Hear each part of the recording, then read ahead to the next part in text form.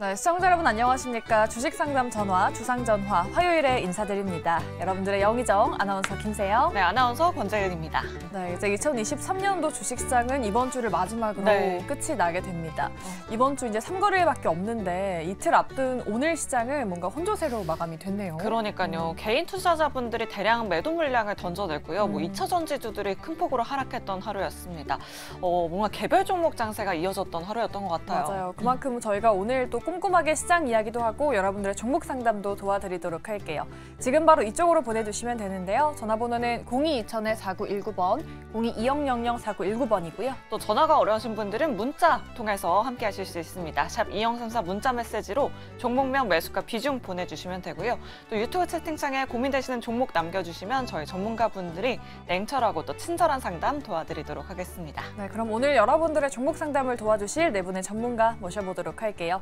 좌의정에는 최진욱 팀장 그리고 이지은 대표 모셔봤고요. 네, 우의정에는 조선일 매니저 그리고 신일섭 소장님 모셔봤습니다. 네 분 어서 오세요. 안녕하세요. 네, 오늘도 시장 이야기부터 해보겠습니다. 네. 이제 내일이죠. 배당락일이 하루 앞으로 다가왔습니다. 그래서 내일까지 주식을 매수하면은 배당을 받을 수 있죠. 근데 뭐 단순히 배당 수익률만 보고는 투자하면 안 된다라는 말도 있던데 최진우 팀장님께 한번 여쭤보도록 할게요.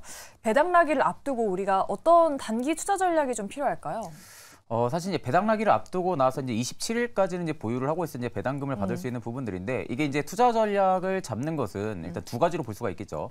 배당락 전에 일단은 일부 좀 매도를 진행을 하시는 분들도 분명히 계실 거고요. 배당락 이후에 이제 물량을 매도세로 던지면서 일부 나오시는 분들도 엄청나게 많습니다. 근데 이게 이제 배당금을 받아서 들어올 것이냐 아니면 좀 투자 수익률을 바라고 종목을 조금 더 홀딩을 유지를 할 것이냐를 본다고 하게 되면은 일단 올해부터 배당 선진화 정책이라고 해가지고 일단 지금 이제 연말에 항상 기업들이 전부 다 몰려 있어가지고 배당 금 부분들에 있어서 집계가 되는데 이제는 조금씩 그 연말로 굳이 안 해도 되는 부분들이 지금 정책이 됐거든요. 그러니까 지금 내가 어떤 기업을 가지고 있는데 이 기업들이 지금 배당락 규모 부분들이라든지 이런 부분들이 언제 측정이 되어 있고 체크가 되어 있는지를 일단은 체크를 해볼 필요성이 있다. 그러니까 기업별로 지금은 모든 게 다 연말로 지금 몰려 있는 부분들은 아니다 보니까 내가 가지고 있는 기업을 조금 더 체크를 해볼 필요성이 있다라는 관점으로 좀 말씀해드리고 보통 이제 증시에는 1월 효과라는 부분들이 있습니다. 1월 효과라는 부분들이 있어서 연초부터 시장이 어느 정도 상승 기대감이 좀 들어와 주면서 어느 정도 시장을 좀 끌고 가는 부분들이 있는데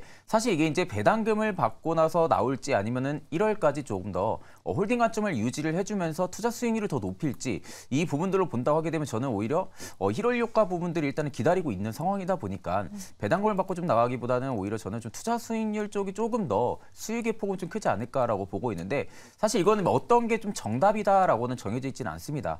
그렇기 때문에 나는 조금 더 안전하게 좀 진행을 하고 고배당 주대에 있어가지고 그냥 배당금만 좀 맞고 나오겠다 하게 되면은 좀 그렇게 진행을 하셔도 되시고요.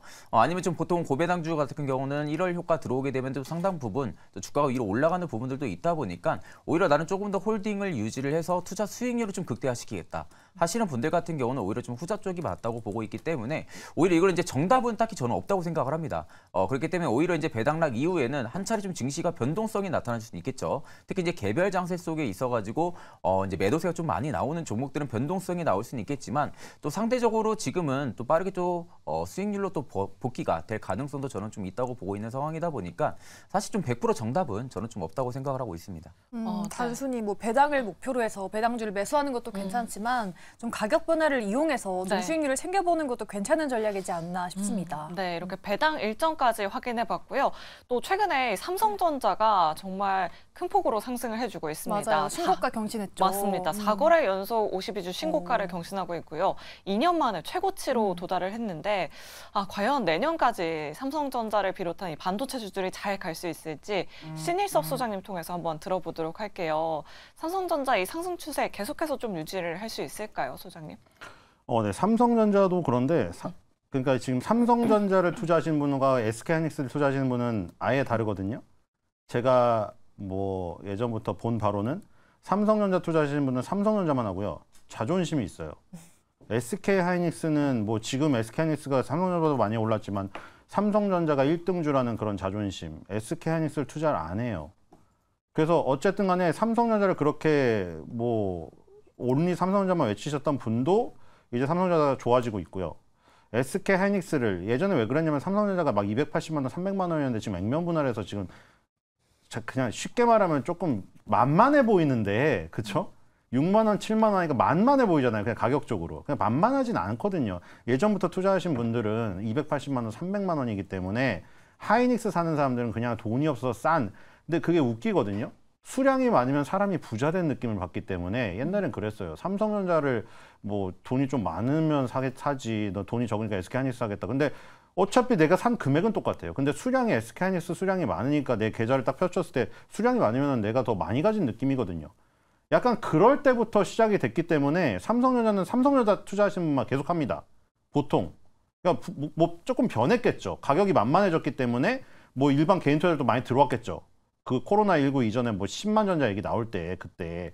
하지만 옛날에 전통적으로 원래 주력 세력이었던 주력으로 이 삼성전자 투자하셨던 분들은 그대로 아직도 많이 있다. 그래서 어쨌든 그분들에게도 지금 반가운 소식이고 SK하이닉스를 뭐 제가 뭐 옛날엔 가격 때문에 투자했다고 하지만 요즘은 많이 바뀌었습니다. 그렇죠? 엔비디아를 먼저 잡으면서 선점한 부분도 있기 때문에 예전보다 큰 손들도 SK하이닉스에 많이 들어간 것도 사실인 것 같아요. 그래서 어쨌든 간에 삼전을 선택하든 SK하이닉스를 선택하든 지금 뭐 새롭게 삼전으로 갔던 SK하이닉스로 갔던 지금 다 좋은 부분이고 근데 그것보다는 이제 더욱더 활발한 부분들이 있죠. 제가 여러 번 랩을 하면서 설명을 했습니다. 그 제주 반도체가 무슨 저기 온 디바이스 관련주로 얘기가 나올 때 계속 얘기 드렸잖아요. 그 종목 하나만 뽑아서 설명을 하면은 온 디바이스, 엣지 디바이스 뭐 관련주인데 그것보다 더 큰 게 개미의 몸통과 머리와 다리가 명확해지는 부분이 우리나라에도 지금 진행되고 있다고 그게 핵심이라고 계속 말씀을 드렸잖아요.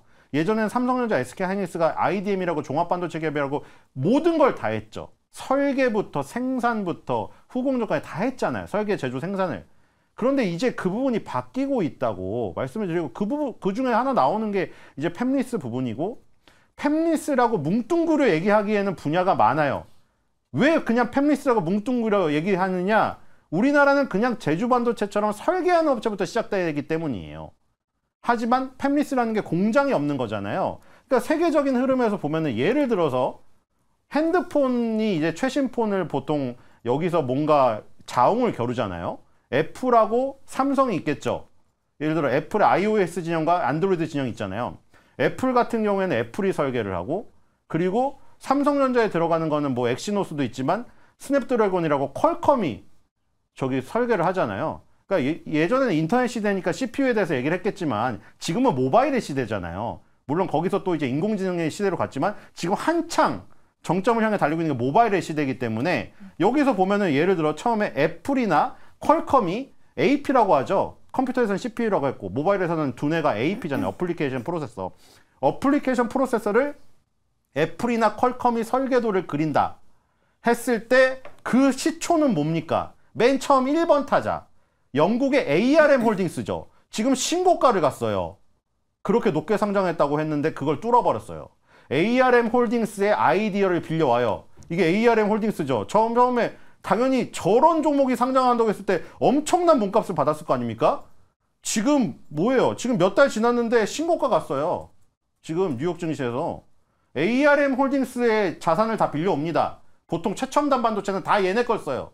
그래서 얘네 아이디어를 빌려다가 애플이나 퀄컴의 기술자가 얘네 아이디어를 빌려다가 시놉시스도 주가가 이거 월봉으로 보면은 역사상 신고가입니다. 그쵸? 시놉시스랑 케이던스 디자인 시스템의 도구를 사용해요. 엑셀이나 파워포인트를 사용해서 문서 작업을 한다고 보시면 돼요. 이 도구를 사용해가지고 이제 애플이나 퀄컴이라는 회사가 그 AP를 설계도를 그리겠죠. 설계도를 그린 다음에 얘네가 다 이제 팹리스예요. 그쵸? 지금까지 말한 것들이 공장이 없기 때문에. 근데 공장이 없는 것 중에서 세부적으로 나눴죠. IP 자산을 빌려주는 ARM 홀딩스, 시놉시스나 케이던스처럼 도구를 제공하는 회사, 그 다음에 애플이나 퀄컴처럼 설계도를 그리는 회사. 이게 전부 뭉뚱그려 팹리스예요. 근데 팹리스도 이렇게 세부적으로 나눠진다. 그리고 여기서 설계도를 그린 것을 가공하는 업체가 있겠죠. 칩리스라고 하기도 하고 디자인 하우스라고 하기도 하고 그쵸? 그 회사가 글로벌 유니칩이라는 대만 회사입니다. 3443 대만이고요. 그 다음에 글로벌 유니칩 2등에 알칩테크가 있습니다. 이것도 3661. 주가 보세요. 폭등하고 있죠. 지금 미친 듯이 날아가고 있습니다. 여기서 제일 잘 간 거 확인, 여기 지금 기억하세요. 글로벌 유니칩이랑 알츠테크가 제일 잘 갔죠. 칩리스 부분이죠. 그 다음에 그거를 받아가지고 만드는 애가 결국 TSMC죠. TSMC는 상대적으로 아까 전에 뭐보다 못 갔어요, 지금. 앞단에 얘기한 것보다 못 갔죠. 그 다음에 마지막에 뭐 TSMC가 마무리를 다 할 수도 있는데 이 외주를 준다고 하면 어디에 주겠어요? 세계 최고의 1등 하고 있는 오사트 업체 ASE 테크놀로지. 이것도 신고가죠. 역사상 신고가입니다. 다 월봉이에요. 그러면 이제 답이 나왔죠. 왜 우리가 뭐가 왜 강한지. ARM 홀딩스 아까 뭐라고 했어요? 팹리스 중에서 아이디어 제공하는 회사라고 했죠. 우리나라의 3대 장 누구죠? 칩스앤미디어, 오픈엣지 테크놀로지, 퀄리타스 반도체.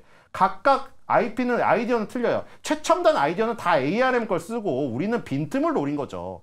오픈엣지 테크놀로지는 말 그대로 엣지 디바이스에 들어가는 반도체 아이디어를 제공하는 거고, 퀄리티스 반도체는 이 칩 인 패키지라고 패키지 위에 막 여러 가지가 들어가잖아요, 요즘에. 그것들을 연결해주는 인터커넥트 반도체를 아이디어를 제공하는 회사고, 아이디어 제공하는 회사예요.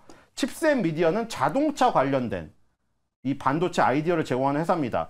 이게 지금 다 폭등하고 있는 거예요. 왜냐? ARM이 폭등을 하니까. 그 다음에 폭등한 거 뭐였죠?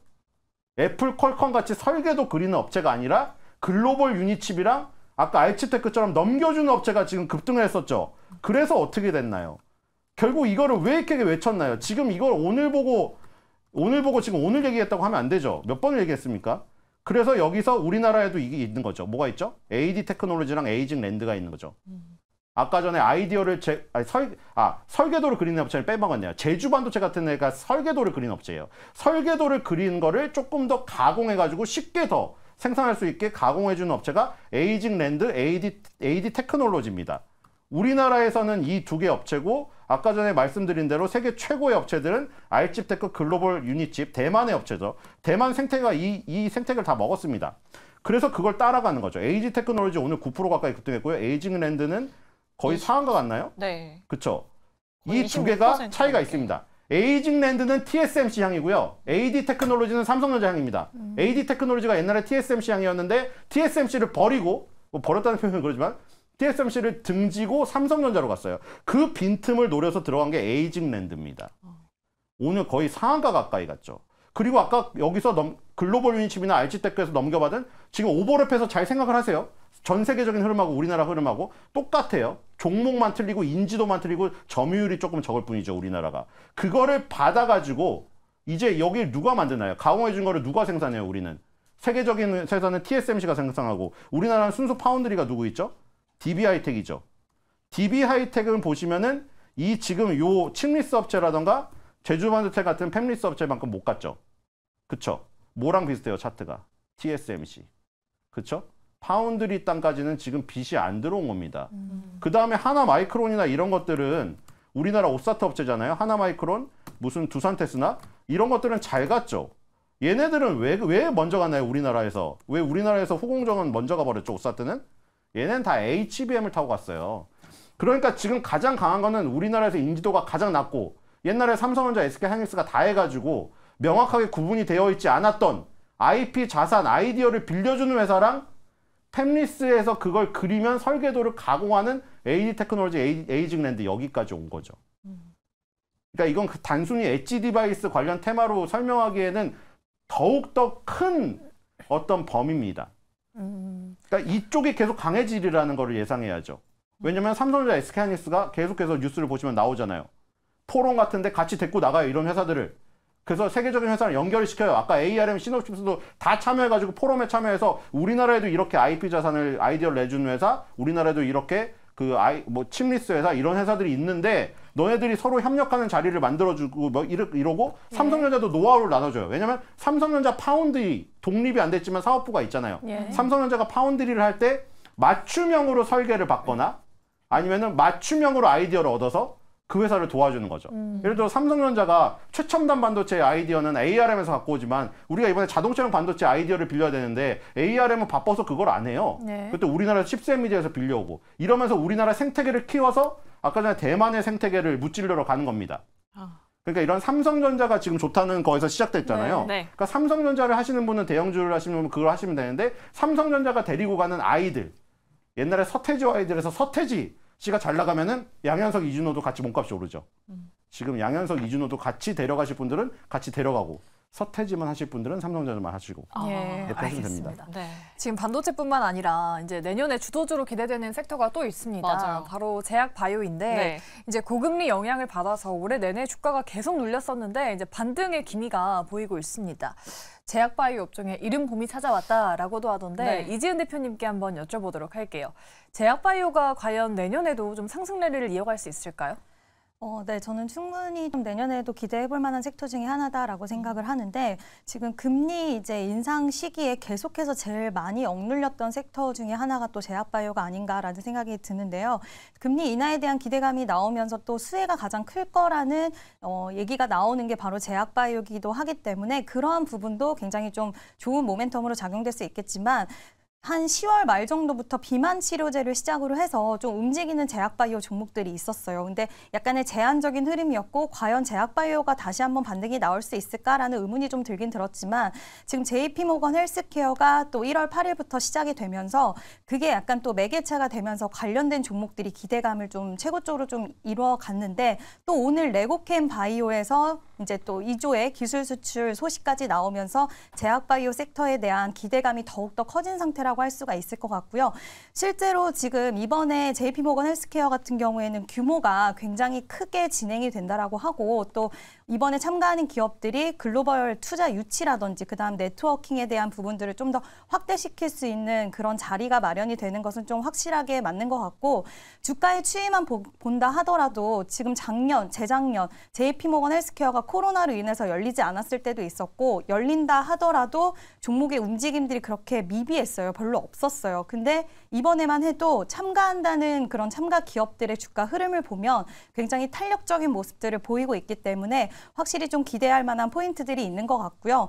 실제로 펩트론이라든지 그리고 뭐 ABL 바이오라든지 이런 기업들의 흐름이라든지 지금 나오고 있는 이런 부분들을 봤을 때 기술 수출로도 이어질 수 있겠다는 생각도 저도 좀 가지고 있어서 좀 더 주가 추이를 열심히 좀 지켜보고 있고요. 그 JP모건 헬스케어가 끝나고 나서 또 2024년 바이오텍 쇼케이스가 또 진행이 되는데 거기에 우리나라 기업들이 또 참가를 많이 하기 때문에 지금 바이오 관련된 이슈나 행사가 계속 이어지면서 투심을 계속 불붙여 줄 수 있는 그런 부분들이 확실히 있다라고 생각을 하고 다른 것보다도 금리 인하에 대한 부분이 아마 제약바이오 업종들에게 글로벌 시장에서나 또 사람들이 투심적으로나 여러 가지를 좀 좋게 만들어줄 수 있는 우호적인 환경들이 마련이 됐기 때문에 내년 상반기에도 저는 충분히 제약바이오 기업들은 우리가 좀 지켜봐야 될 것 같고요.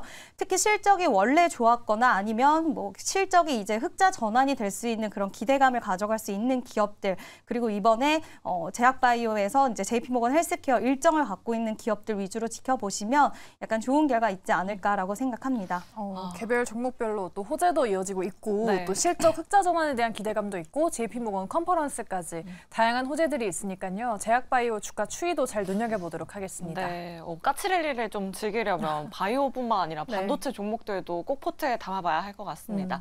그렇다면 마지막 이슈도 한번 체크해 볼게요. 바로 시간의 거래 이슈인데요.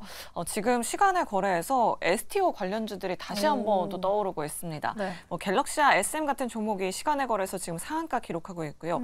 갤럭시아 머니트리, K옥션, 서울옥션 같은 종목들이 상승률 상위 종목에 올라와 있는데 조각 투자에 대한 이슈가 또 나왔죠. 그러니까요. 어떤 이슈일지 조선희 매니저님 통해서 한번 들어보도록 할게요. 내일 시장에서 이런 종목들 좀 주목해보면 좋을까요? 네, 여러분들 관심을 가져도 좋을 것 같습니다. 오늘 또 발표한 내용을 또 여러 이슈를 통해서 언론에도 지금 많이 나오고 있는데요. 특히 이제 부동산과 음악 저작권 관련해서 쪼개기 투자로 유명하죠. 조각 투자가 내년 4월에 거래가 가능하다고 합니다. 그래서 특히 이제 내년 4월에 특히 이제 4월 말에 이렇게 완료되는 시점이 가장 중요한 게 뭐냐면 보통 일반적으로 우리나라 거래소가 4월 말에 이 시스템이 다 완벽하게 바뀌는 그런 시스템이기 때문에 매년마다요. 그래서 준비를 지금 하고 있는데 특히 이제 그 화면에 지금 보시면 기사가 지금 나와 있죠. 매일경제에서 오늘 나온 기사입니다. 그래서 카사코리아, 뮤직하우 등 자체 플랫폼을 운영하고 있는 조각 투자 회사들이 지금 굉장히 시장이 이제 화두가 되고 있는데 지금 증권거래소 같은 경우에도 이전에 이슈가 됐던 게 이제 여러분 잘 아시는 갤럭시아 트리부터 시작을 해서 관련 종목들이 굉장히 강하게 올라갔던 이유가 뭐 때문에 그렇습니까? 내년 4월 달부터 조각 투자 시장이 개설되고 이제 거래가 가능하게 됩니다. 기존에 이제 여러분들 잘 아시겠습니다만 이 조각 투자의 문제점이 있었죠. STO 문제점이 예를 들어서 뭐 한우다 아니면 미술품이다 또는 어떤 건물이다라고 했을 때 보통 일반적으로 여러분 잘 아시겠습니다만 소유권이 있습니다. 그래서 보통 등기부 등본에 소유를 하고 있는 사람이 누군지가 명시가 되고 있는데 지금 STO 관련해 가지고 증권의 토큰 관련해 가지고 거래를 할 때 건물이나 한우나 미술품 같은 경우는 소유자가 한 명이 아니고 여러 명이기 때문에 이거를 소유자를 등재할 수가 없는 거죠. 그래서 이것 때문에 문제가 있었는데 법적으로도 아마 이게 해결이 될 것 같습니다. 그리고 특히 금년 지금 12월 13일 날 얼마 전에 STO 관련해 가지고 샌드박스가 정부 주도로 지금 통과가 됐었는데 이게 실질적으로 말씀드렸던 대로 내년 1월부터 지금 준비를 해서 거래소 같은 경우에 발표한 내용을 보니까 내년 1월부터 이게 완벽하지 않죠, 시스템이. 그래서 4월 달까지 거래되기 전에 시스템을 안정적인 거래 차원에서 지금 트레이딩이나 여러 가지 것들을 테스트하고 있다라고 얘기를 했는데 특히 이제 대표적인 종목들이 뭐 여러 개 있습니다. 여러분 잘 아시는 아까 말씀드렸던 갤럭시와 머니트리부터 해서 여러 종목들이 있는데 지금 보면은 이게 그 관련 있는 특히 이제 이전부터 관심 있게 지켜보던 회사들이 몇 개 있는데 카사코리아 같은 경우는 2020년에 자체 플랫폼을 만들어가지고 여러분 잘 아시는 강남에 있는 건물들을 조각 투자로 이렇게 거래를 할 수 있는 그런 시스템을 만들었는데 우리나라의 1호 그 건물 부동산 관련 투자 회사다 보니까 굉장히 책임감 있게 지금 준비를 하고 있다는 발표를 했고요. 특히 얼마 전에 이제 뮤직하우 같은 경우는 굉장히 호재였다가 음원 같은 경우에도 굉장히 급등을 했다가 이게 좀 논란이 돼서 급락하거나 또는 상장이 안 될 수도 있다는 악재가 나오기도 했었는데 자체적으로 이거 내용들을 다 어느 정도 개선을 한 것 같습니다. 그래서 특히나 이제 이 관련해 가지고 음악 저작권 지수가 또 있죠. 음악 저작권 예를 들어 갖고 이제 음원을 여러분 사고 팔고 할 때 그거를 기본적으로 지수화 만들어 가지고 트레이딩 할 수 있게 만들어 놨는데 이게 발표가 되면서 지금 이 그 음악 저작권 지수 MCPI라고 하는데 급등을 하고 있다고 합니다. 그래서 관련 있게 지금 관심 있게 뜨고 있고요. 그리고 두 번째로 이제 부동산을 거래할 수 있는 플랫폼이 또 소유라고 있는데 그게 루센트 블록이라고 작년 12월 작년부터 지금 거래를 하고 있는데 얼마 전에 발표한 내용을 보니까 12월 22일 날 누적 거래로 활동하고 있는 회원 수가 무려 30만 명이 넘었다고 합니다. 그래서 지금 굉장히 지금 핫한 분위기로 떠오르고 있는데 내년에 반도체 그리고 바이오도 굉장히 좋지만 STO 관련해 가지고 내년 4월까지 말씀드린 것처럼 조각 투자 시장이 굉장히 활성화될 수 있는 여력이 있기 때문에 뭐 갤럭시와 머니트리 같은 경우는 지금 오늘 시간의 거래에서 6% 이상 급등을 하고 있는데요. 관련 종목들 뭐 내일도 뭐 관심 있게 급등 나오거나 뭐 움직일 수도 있지만 네. 내년 1월부터 4월까지 여러분들 이런 종목들 좀 관심 있게 지켜보시면서 뭐 관심 있는 것 넘어서 투자를 해도 좀 좋을 것 같습니다. 그래서 여러분들이 조금 이런 내용들에 대해서 관심을 가지고 투자를 하시면 좋을 것 같습니다.